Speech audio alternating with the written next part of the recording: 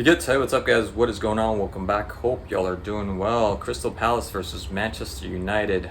God, what a game! What a sad game. What a sad turnout for Manchester United. I just wish they played in a different kit because that kit it's hella derpy. You know, with the red accents and all white. Hell yeah, that's a really badass kit. I know it's got nothing to do with the match, but I just couldn't help but notice how awesome that kit looks. Yeah, just wish they played in a different kit, you know, to get decimated, and because they got torn to pieces, they got torn apart. I mean, absolutely shredded. I know the wheels are in motion for this team to get a complete makeover, complete U-Haul, but it couldn't happen any sooner. I mean, it has to happen ASAP, ASAP, because damn this game. And you know what? I know it's a 4-0. At least say as they had a really good game, but you know this team wasn't that great. I don't think this team was that great either. It's just that Manchester United had nothing. I know there's a lot of injuries. Bruno Fernandes wasn't playing, but still, to play like this and to depend on someone like Bruno Fernandes, I mean, that kind of tells you how low the bar is. You know, yeah, Bruno Fernandes is a good player. I admit that. If you're a Manchester United fan, I'm not saying he's a horrible player. In fact, if you make that complete U-Haul that eventually you will make, I'd say, yeah, keep him, sure. But come on. If Bruno Fernandes doesn't play, you're telling me like you have nobody else? No, not for Manchester United. Maybe for another club. Maybe for a club like Crystal Palace, but not Manchester United. That's absolutely like it's a shame. It's embarrassing to say that you need a player like that. Højlund. It's not like Højlund had a horrible game, but back when Harry Kane was available, I mean, and there were talks that he might come to Manchester United, you should have done everything to get that guy over here. Used to be in back in the day, and I don't blame him. He probably said, I do not want to go anywhere near that loser of a club. You know, it's been over 10 years. Manchester United hasn't really done anything. Used to be back in the day that everybody wanted to go. Who wouldn't have wanted to have donned that jersey? I mean, so many players, so many young players. That used to be the big.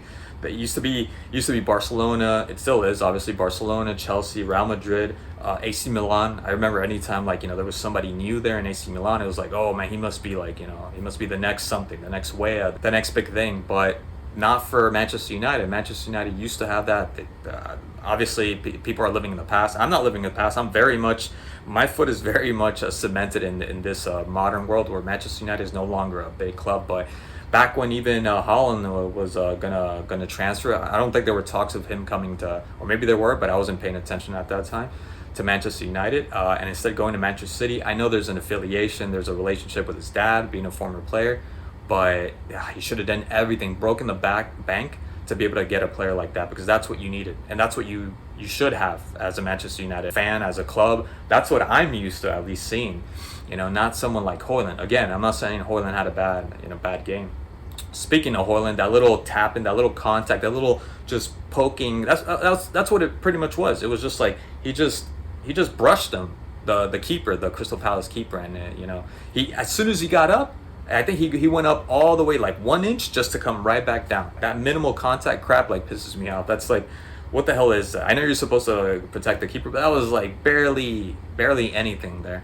But again, Højlund, not really anything from Højlund. There was that foul. I think it was a foul right outside. The little link-up combination with Mano, that I don't know why the ref decided not to give that a foul. So I'm not saying that I'm not saying that he played a bad game, but just, man, very little from this team. Absolutely, I mean, nothing. There was nothing from this. And then the goals that they conceded. Come on, as much as, you know, Eza and Elise had a good game, I don't think they're the next big thing, and you know, that they should go to like a team like, let's say for instance, Manchester United, or some like Manchester City, or I don't know, Real Madrid, Barcelona. Definitely not.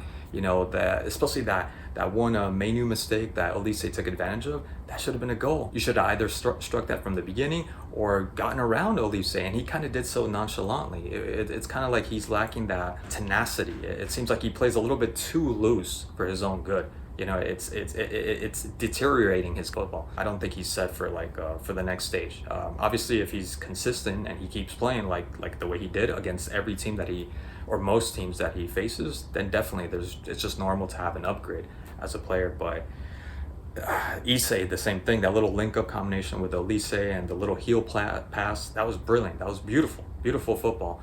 And you hit it outside, way outside, when you have nobody really pressuring you except just the momentum of the game that's pressuring you, obviously. But I mean, you got to hit it within target at the very minimum, at the very least.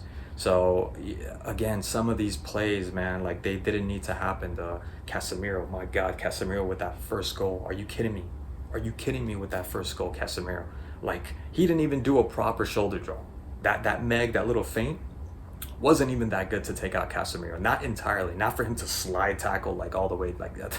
That was so unnecessary, Casemiro. I know he's just replacing, Varane, what's it called, Maguire, because there's nobody else there. He's a makeshift center back. But damn, to get to get duped like that was embarrassing from Casemiro. And this is a player that's played at the highest level, at the very highest level, knows all the stages of competitive football, and yet you get outdone like that. And then don't even start talking. Let's not even talk about the fourth goal. That fourth goal, getting dispossessed from Munoz. What the hell was that? He even looked back. He even knew he was back in back of him. It's not like he surprised him. So, and you know what? He doesn't even know. He doesn't even need to know that he's in back of him. A player like Casemiro should know already what to do in a situation like that. Kick it outside, or kick it for a corner kick, or kick it, like I said, for a throw in, or pass it. Something, shield the ball. I mean, we can go with the basics. Just shield the damn ball. That was another embarrassing play from Casemiro. And towards the end, I think he got dispossessed, and I don't know who it was that shot and hit the post. I mean, he's already getting heavily criticized. I know they're going to bombard him with criticisms. Had that goal gone in, that last 91st minute, I think it was, it just would have spelled the end. I mean, it was pretty much the end. I mean, what can they do? They're not going to get rid of him, obviously. So I understand that Varane, all these players, Maguire's not playing, but there has to be ASAP a complete U-Haul of Manchester United, because this was unacceptable. It was completely unacceptable from Manchester United to be playing like this. Again, like I said, my foot is very much cemented. It's very much in the modern world.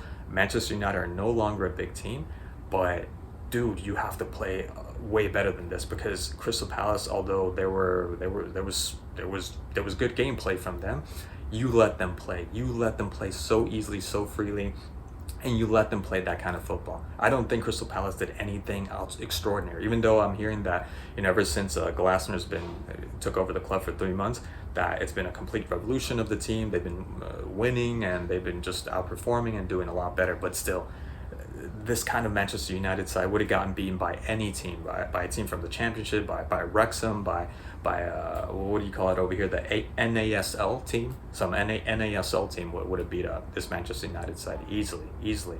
Just complete like shit show from Manchester United. I'm sorry. 4-0. My God, 4-0. Jesus Christ, 4-0. And Garnacho, don't get me started on Garnacho. I mean, I guess you got nobody else. Because this kid, loan him. Just loan him out. He's not doing anything. Nothing. Anthony, absolutely, you got to get rid of him. Definitely. That's a no-brainer. That's an easy one right there. But Garnacho, you got to loan him out. He's not the player that you guys think he is. He's not gonna get any better. He's just that kind of player. That's his limit. That's his. He's going nowhere. He's gonna have, maybe if he gets the right kind of players to play, by his side, to feed him certain balls, maybe then. But even then, I don't think he's gonna be this world class player. He's not gonna be a world class player. That's what you're waiting for. You're not gonna get that from Garnacho. Anyways, guys, thank you so much for watching. As always, that's all I got to say about this game. And like always, I'll see you in the next video. Peace.